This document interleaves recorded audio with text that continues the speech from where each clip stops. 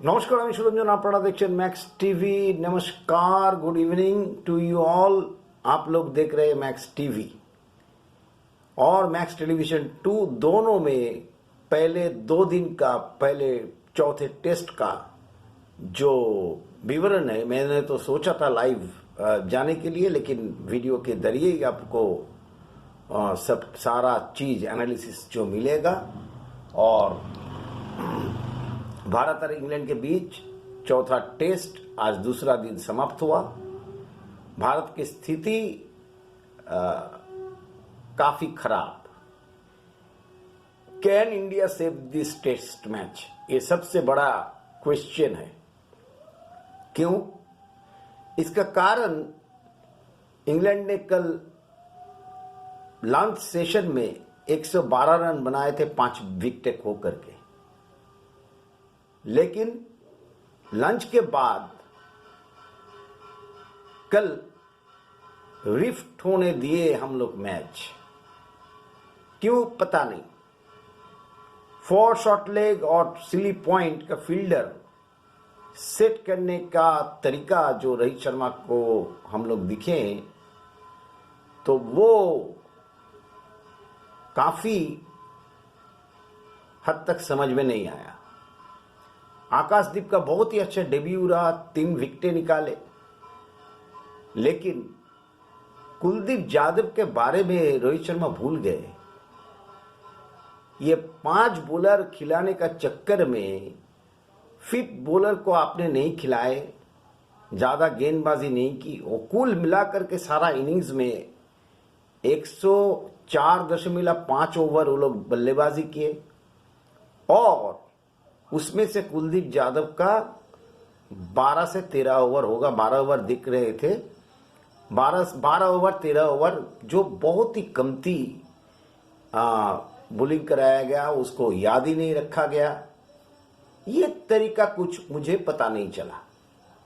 112 run पर 5 विकेटें, उसके बाद में हम लोग उसको खुला छोड़ दिया और वो लोग 353 रन बना लिए। जो रूट बास बॉल को विराम दिया, जैसे कि यान चैपल ने बताया था कि बास बॉल को खेलना जो रूट का माफी खिलाड़ी को जरूरत नहीं है, वो अगर कन्वेंशनल क्रिकेट खेलेंगे तो उसी में उसको स्कोर बनेगा। और वही कल हुआ। 112 रन में 5 विकेट। वैसे आप लोग देखिए कि इंग्लैंड ने फिर भी 4 रन के प्रतिशत से बनाया 353 रन। 3 आशारिया कुछ 5363 के प्रॉपर टेस्ट मैच खेले जो रूट, और उसका शतक भी वो करके गए और नॉट आउट रह के गए।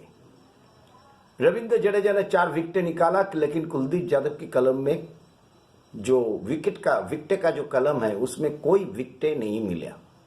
इसका कारण उनको गेंदबाजी में ज्यादातर रोहित शर्मा ने नहीं लेकर के आए।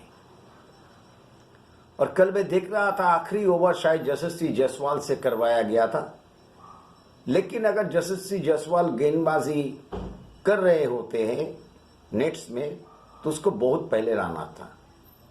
अगर यशस्वी जायसवाल से आप गेंद कराए तो इतना देर में क्यों लाए? एक आधा गेंद जो है टर्न भी हुआ, उस समय में उन लोग को ऊपर में प्रेशर नहीं था। तो यशस्वी जायसवाल को लाना था तो लंच के बीच में आप ला सकते थे, आकाशदीप को ला सकते थे, सिराज को ला सकते थे, और कुलदीप को एक तरफ से गेंद करा सकते थे, लेकिन ऐसा हम लोग किया नहीं। और उसका खामियाजा जो हम लोगों को भुगतना पड़ा, वो लोग 350 पार हो गए। और अब जो है विकेटें जो है वाइड क्रैक जो है वो वाइड हो रहे हैं। और क्रैक का बहुत अच्छा सवाल किया, क्रैक को बहुत अच्छी तरीके से यूज किया है शेख बशीर, और वो 4 विकेटें निकल करके लेके गए। जो रूट को काफी देर में बेन स्टोक्स ने लाया, और बेन स्टोक्स का फील्ड सेट जो था वो रोहित शर्मा से काफी बेहतर था। रोहित शर्मा विफ्ट होने के लिए खेल को इंग्लैंड का हाथ में हम लोग खेले, वहां से बेन फोक्स और बेन स्टोक्स का जो बारी था, वो पारी जो है वही इंडिया को डेंट पहुंचा करके गया। उसके बाद में ऑली रॉबिन्सन ने भी 50 रन बना के चले गए। तो 353 में खत्म हो गया इंग्लैंड, लेकिन भारत 219 7 विकेटें खो करके। कुलदीप यादव बल्लेबाजी कर रहे हैं और ध्रुव जुरेल बल्लेबाजी कर रहे हैं। करीब करीब 45 रन 48 रन की साझेदारी इन दोनों के बीच में हुई। तो जैसे कि ये टर्निंग ट्रैक होगा, क्या होगा, पिच को लेकर के बहुत कुछ कहा गया। तो पिच में गेंदे जो है वो नीचा नीचा रह रही है, ये पिच का नेचर है। लेकिन भारत की स्थिति बिल्कुल ही सही नहीं है। क्यों रोहित शर्मा ने गेंद नहीं करवाया कुलदीप यादव से, कुछ समझ के परे है।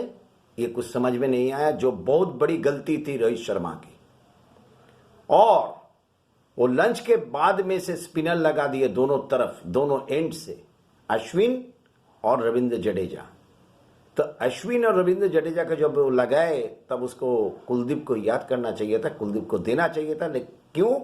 क्योंकि वो लोग प्रेशर में थे, तभी उन लोग के पास में से प्रेशर रिलीज नहीं हुआ था। 112 रन में 5 विकेटें थे। लॉन्च के बाद में आप जडेजा को देकर के, आकाशदीप को देकर के गेंद फेंका सकते थे। उसके बाद में वन चेंज आप कुलदीप को ला सकते थे। खैर कुलदीप को लगता तो है यही कि रोहित शर्मा भूल ही गए कि कुलदीप यादव भी मेरा पास में है।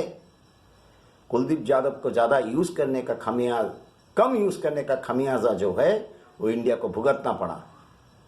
आ गया अब ऑली रॉबिन्सन ने कैसे 50 रन बनाए, ये भी तज्जब वाला मामला है।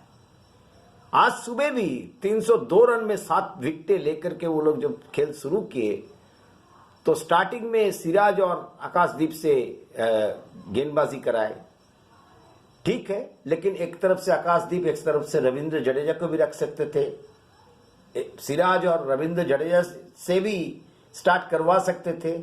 उसके बाद वन चेंज रविंद्र जडेजा की जगह में एक कुलदीप यादव को ला सकते थे। ऐसा भी हो सकता था, लेकिन ऐसा हुआ नहीं। आखिर में जडेजा ने 4 विकेटें निकाली 6-7 रन देकर। तो काफी कुछ जो है, अभी इंडिया को मैच टेस्ट मैच हम लोग बचा पाएंगे या नहीं पाएंगे। मुझे नहीं लगता है कि ये टेस्ट मैच इंडिया बचा पाएगा। और लीड कितना कमती हम लोग कर सकते हैं उसके ऊपर में ही हम लोगों को कल ध्यान देना पड़ेगा।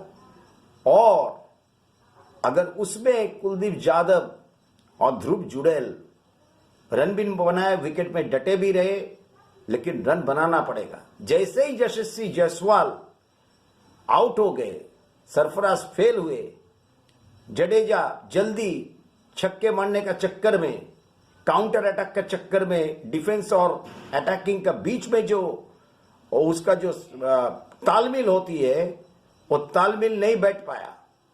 और तालमेल नहीं बैठने का कारण जो हुआ, जडेजा जल्दी आउट हो गए।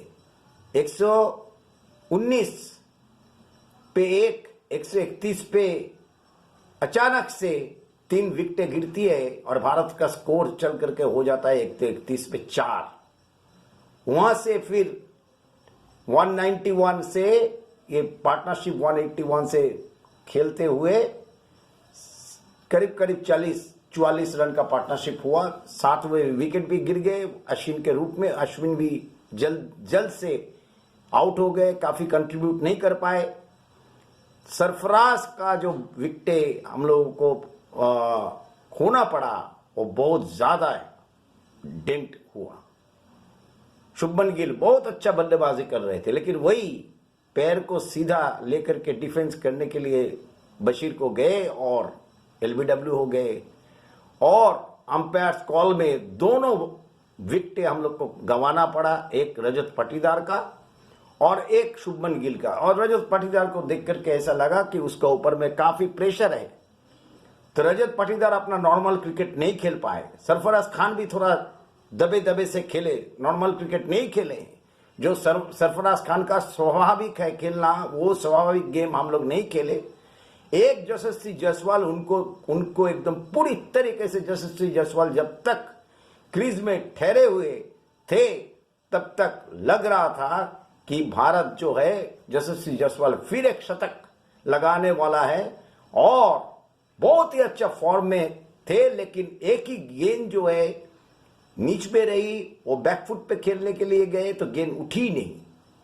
तो ये चक्कर है, आपको आगे खेलना पड़ेगा और आप काउंटर अटैक अगर नहीं करेंगे, इंग्लैंड स्पिनर को लग रहा था कि इंग्लैंड स्पिनर बहुत ज्यादा क्रैक का बहुत अच्छा क्रैक को बहुत अच्छी तरीके से यूज किया और हम लोग थोड़ा सहमे से खेले, particularly Sarfaraz Khan counter attack भी कर सकते थे, लेकिन वो समय के हिसाब से टीम के लिहाज से वो खेलने की कोशिश किए। जब तक वो थे बहुत ही कॉन्फिडेंट लग रहे थे, 14 रन बनाए, लेकिन हो सकता है कि सरफराज खान को कोई इंस्ट्रक्शन दिया गया या नहीं, ये पता नहीं, लेकिन सरफराज खान थोड़ा खुल के अगर खेलते, काउंटर अटैक करते तो अलग हो सकता था, लेकिन सरफराज खान को बोल करके कुछ फायदा है नहीं। हम लोग रोहित शर्मा फिर फेल हो गए, 9 गेंदों में 2 रन बनाए और शिकार बने जिमी एंडरसन का। एक यशस्वी जायसवाल को छोड़ के और बाद में ध्रुव जुड़ेल और कुलदीप ने फाइट को आगे लेते हुए 219 तक लेके गया स्कोर, लेकिन हम लोग कितना दूर तक पहुंच पाएंगे, अभी भी हम लोग जो है 134 रन पीछे है, काफी बड़ा रन पीछे हम लोग चल रहे हैं। तो अभी कम से कम इंडिया को 100 के नीचे में लीड को लाना पड़ेगा, फिर देखना पड़ेगा कि हम लोग क्या कर सकते नहीं सकते। लेकिन 100 के 120 125 के लीड अगर इंग्लैंड को कल जल्दी इंग्लैंड ने 3 विकेटें चटका लिए तो भारत की परेशानी बढ़ने वाली है और ये सीरीज फिर 2-2 के बराबर होगा और आखिरी टेस्ट धर्मशाला में रोमांच का होगा और उसमें जसप्रीत बुमराह भी वापस आएंगे। और मुझे लगता नहीं है कि रजत पाटीदार जिस ढंग से खेल रहे हैं वो काफी कुछ प्रेशर अपना ऊपर में ले रहे हैं, इसकी वजह से वो नॉर्मल जो उसका गेम है वो नहीं खेल पा रहे हैं। तो रजत पाटीदार के जगह में अगर केएल राहुल फिट होते तो फिर केएल राहुल को खेलना तय है। और सरफराज खान बहुत अच्छा खेलते हैं, बहुत अच्छा फॉर्म में है डोमेस्टिक और बहुत कॉन्फिडेंस के साथ में आज भी खेल रहे थे, और लेकिन उन्होंने भी थोड़ा रुक के खेलने की कोशिश की, जिसका खमियाजा उनको भी भुगतना पड़ा। तो सरफराज खान को चाहिए अपना नॉर्मल क्रिकेट खेलने का। और एक बात, ठीक है 33 रन पे 3 विकेट आप रविंद्र जडेजा को आगे भेजे, लेकिन आज 86 पे 2 था। उसके बाद में जब रजत पाटीदार आउट हो गए तब स्कोर जो था उस समय में आप रविंद्र जडेजा को नहीं भेज करके सरफराज खान को भी भेज सकते थे, क्योंकि यशस्वी जायसवाल बहुत ही कॉन्फिडेंस के साथ उस समय में बल्लेबाजी कर रहा था, पूरा इनिंग्स वो कॉन्फिडेंस के साथ में खेला। और जब तक यशस्वी जायसवाल बल्लेबाजी कर रहा था तब तक इंग्लैंड बैकफुट पे थी। तो वो मौका आपने गंवाए, आप रविंद्र जडेजा को आगे भेज दिया। अगर काउंटर अटैक करना ही था आपको तो आप सरफराज खान को देकर के भी काउंटर अटैक कर सकते थे उस समय में। तो उस समय में अगर सरफराज खान आगे जाते रविंद्र जडेजा के पहले, तो रविंद्र जडेजा को पीछे में आप रोक करके रख करके आप इसमें भी कुछ परिवर्तन कर सकते थे, लेकिन वो किए नहीं। हम लोग पहले दिन लॉन्च के बाद में जब से स्पिनर हम लोग 2 एंड से लगाए और जिस तरीके से हम लोग रिफ्ट होने दिए मैच कल लॉन्च के बाद में हाथ से निकल गया। उसके बाद सुबेरे में भी आज हम लोग ने गलती की, हम लोग ने सिराज और आकाशदीप को लेकर के स्टार्ट करवाई। ठीक है, थोड़ा बहुत सीम हो रहा था, गेंद नीचे भी हो रही थी। आकाशदीप ने बहुत अच्छा गेंदें फेंकी, सिराज ने भी बहुत अच्छा गेंदें फेंकी, लेकिन एक तरफ से हम लोग रविंद्र जडेजा को भी लगा सकते थे और बहुत बड़ा चूक रोहित शर्मा से हुआ। फिर वो 5वां गेंदबाज, 5वां बॉलर जो हम लोग की तरफ से था कुलदीप यादव, उनको खाली आप 12 ओवर गेंद कराए, 12 ओवर का गेंदबाजी कराए कुलदीप यादव से, जो बहुत ही बड़ी चूक रोहित शर्मा से हुई है। तो अब तो मैच इंग्लैंड के हाथ में है, तो यहां से पिच तो कोई ज्यादा अच्छा नहीं होगा, पिच और नीचे रहेगी और क्रैक और बढ़ेगा और उसमें जो उछाल है वो काफी ऊपर नीचे हो सकता है।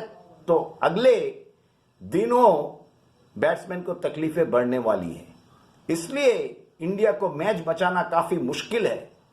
और यशस्वी जायसवाल छोड़ करके अगर रोहित शर्मा पहले स्कोर नहीं किए तो इंडिया का मुसीबत बढ़ने वाली है।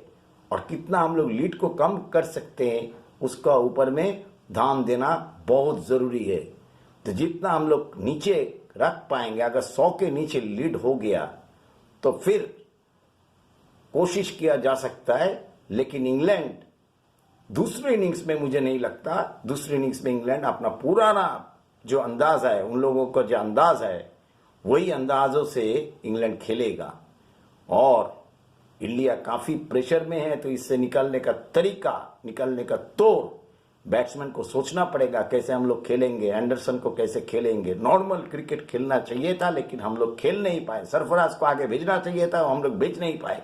कुलदीप यादव को हम लोग ने अंडर बॉल कराया। ये रोहित शर्मा को दिखा गया कप्तानी में, 5 गेंदबाज तो सही में हम लोग रखते हैं लेकिन 5th गेंदबाज को सही तरीके से संभाल नहीं कर पाते। कभी अश्विन पीछे रह जाता है तो कभी कुलदीप यादव पीछे रह जाती है, कभी जडेजा को पीछे में पहले जब जडेजा को लाना था तब नहीं ला करके बाद में जडेजा को लिया जाता है।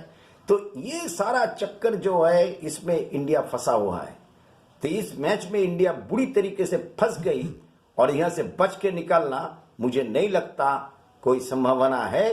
क्रिकेट जो है वो अनसर्टेन गेम है, कुछ भी हो सकता है। लेकिन इस टेस्ट मैच को टेस्ट मैच से बचा के अपने आप को दूसरी कोई रिजल्ट इंग्लैंड को जीत के अलावा, इंडिया के हार के अलावा मुझे अभी 2 दिन के बाद मुझे नहीं लग रहा है।